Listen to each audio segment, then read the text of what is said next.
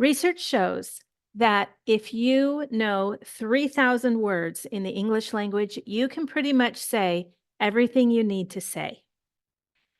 So, this is a series about the 3,000 words. I'm publishing one word a day.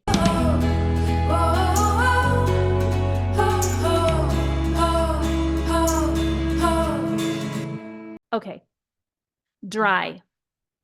Dry has a couple of, we have desiccated, we have parched. Those can also mean dry. There are some collocations with dry, like if you're talking about your skin, dry means that there's not a lot of moisture. If you look at this picture, you see this tree, if it's going to live, needs water.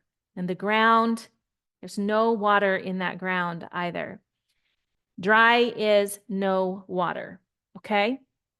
If my skin is dry, it might also be itchy. So itchy is a collocation. Itchy. That's I-T-C-H. Itch. This is itch. And itchy. Itch is the noun and the verb, and itchy is the adjective. So if something is dry, then it's often also itchy, and you want to scratch. Scratch is another verb for itch. The adjective with dry. The desert air was extremely dry, making it difficult to stay hydrated. She hung the laundry outside to dry in the sun. His humor is often very dry, requiring a keen sense of irony to appreciate. So, dry humor. My family has a lot of dry humor, and the British are known for their dry humor. So I'm going to tell you something that happened in my family that was very dry. We were sitting around the dinner table, and my husband was telling me about a new show that he wanted to watch as a family. And I said, is that another inappropriate British show?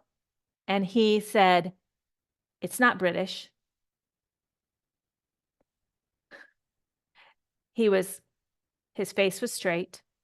But that's so funny because my daughter started laughing because the issue that my husband had with this show was not that it was inappropriate, but that it was British or not British. He thought it was, he cared more. He's like, no, it's Australian. It was a very dry joke, and we all started laughing because that's the kind of humor our family enjoys. So dry humor is the kind that's kind of hard to pick up on. The recipe calls for a mix of dry and wet ingredients to create the perfect batter. Have you ever made muffins? When you make muffins, you have to put the dry ingredients, the ingredients that have no moisture in them, and the wet ingredients in different bowls. You mix those two bowls together and then you combine them, and that makes the batter. The lecture was informative but a bit dry, lacking engaging elements to capture the audience's attention. So if a lecture is dry, it can also be boring. So another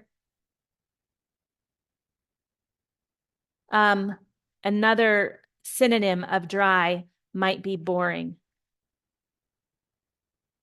Okay? The opposite of dry is wet, but it can also be, so wet is the opposite of dry. If we're talking about whether it's boring or exciting, dry, it could be exciting is the opposite. Over the top. If something is over the top, it's definitely not dry. It might be too much of, A synonym of dry, when we're talking about the humor, could be understated. The humor that my family appreciates is very understated.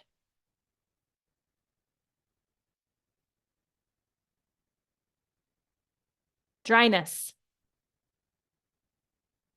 is the noun.